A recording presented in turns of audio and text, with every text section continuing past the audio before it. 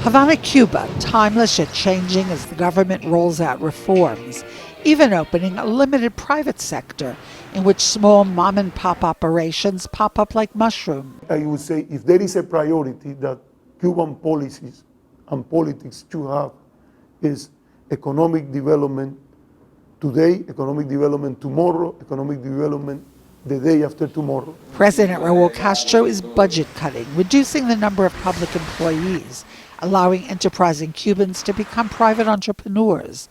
There's even a wholesale produce market operating on the outskirts of Havana as a supplier to private restaurant owners and pushcart vendors.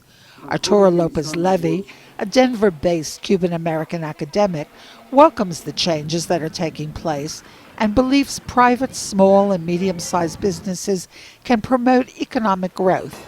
But there's a flip side to the opening. I'm very, very worried about one specific issue, is the possibility that class and race overlap in the context of a mixed economy. Because whatever you might think about the previous system, it works a lot under the basis of consensus. And there was always a concern for those who were left at the most difficult situation or most disadvantageous.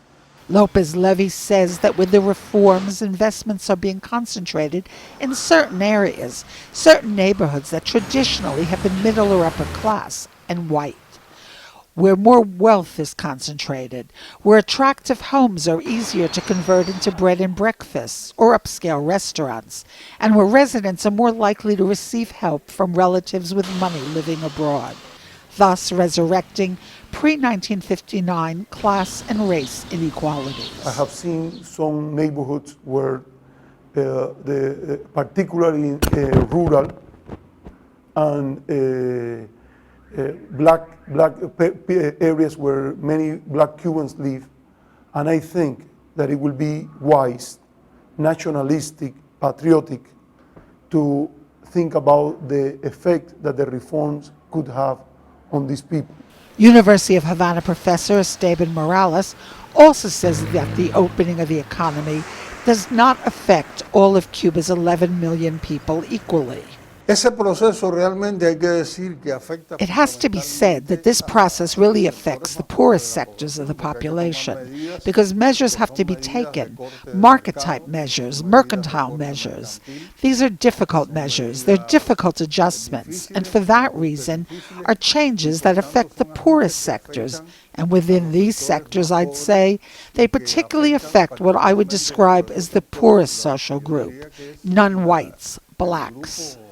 Professor Morales nevertheless sees economic opening as having positive goals. This is a process to improve life for everyone.